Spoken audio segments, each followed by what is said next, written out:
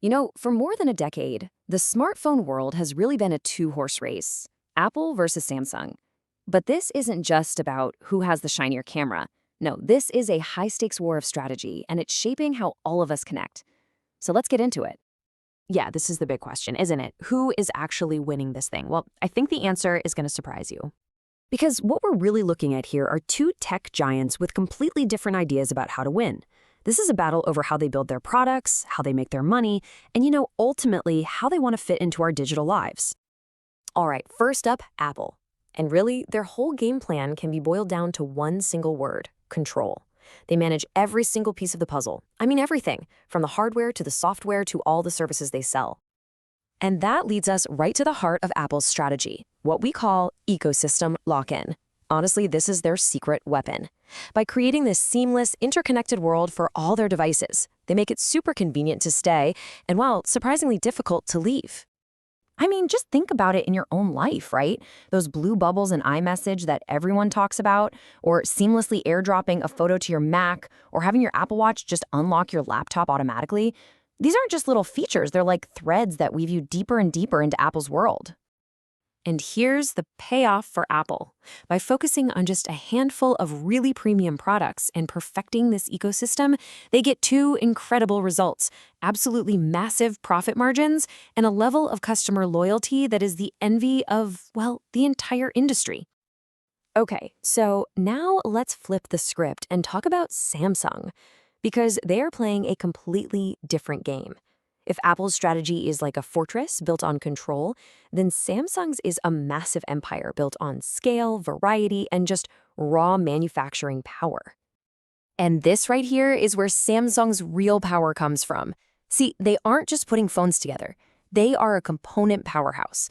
They build their own displays, their own chips, their own memory, and camera sensors. And get this, they're so good at it, they even sell critical parts to their biggest rival, Apple.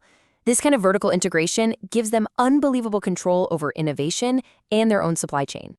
And all that manufacturing muscle means they can afford to experiment. Samsung is never afraid to be first.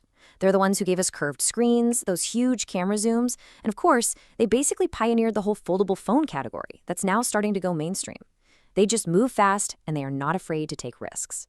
So, on one side, you have Apple's fortress of control, and on the other, Samsung's empire of scale. How do they actually stack up against each other when you put them head to head? Let's check out the scorecard. And this slide right here, this tells you everything you need to know about their different business models. Samsung, year after year, wins on volume. They sell more phones globally because they have a model for literally every budget. But Apple, they win on value. They capture an incredible majority of the entire industry's profits with just a few premium iPhone models. And wow, look at this. This is where you really see the power of that ecosystem in action. Apple's customer loyalty is it's off the charts. Once someone buys an iPhone, it's overwhelmingly likely they're going to stick with Apple for their next phone. That loyalty becomes this engine that just fuels massive long-term revenue from stuff like iCloud and the App Store. So if we boil it all down, Samsung is kind of like the sprinter. They move faster, they get new ideas out to the market first. Apple is more like the marathon runner. They take a little more time, but what they deliver is usually a more polished, cohesive final product. You see this in their ecosystems, even their brand identities, right? Apple sells a premium lifestyle, while Samsung is all about practical, cutting-edge innovation. But here's the thing, this war is nowhere near over. In fact, the entire battlefield is shifting away from just hardware. The next decade, it's going to be defined by one thing: artificial intelligence. And wouldn't you know it, they're taking completely different paths here too. Samsung is already out of the gate with its Galaxy AI, pushing these really cool flashy features like live call translation. Apple, true to form, is expected to roll out a more deeply integrated, privacy-first AI that just works seamlessly across its entire ecosystem. And make no mistake, the stakes here could not be higher.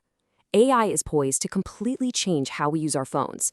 The company that makes AI feel the most natural, the most reliable, and genuinely helpful, they won't just win the next battle, they could very well dominate the next decade of tech. So where does all this leave us? After looking at their strategies, their strengths, and the huge AI battle on the horizon, who actually comes out on top in this epic smartphone war? Well, the truth is, they're both winning. They're just playing different games. Apple is the undisputed champion of profit and creating that incredibly sticky ecosystem. But Samsung, they are the absolute kings of global market share, manufacturing might, and just relentless, fast-paced innovation. So, maybe we've been asking the wrong question this whole time. It's not really about declaring one of them better than the other. It's about understanding which of these two powerful approaches works better for your lifestyle, for your budget, for what you really value in a device. Because ultimately, Apple and Samsung aren't just trying to sell you a new phone every couple of years. They are competing for the central role in your life. They want to be the way you communicate, the way you work, and the way you connect with the entire world. And that's a battle that really does affect all of us.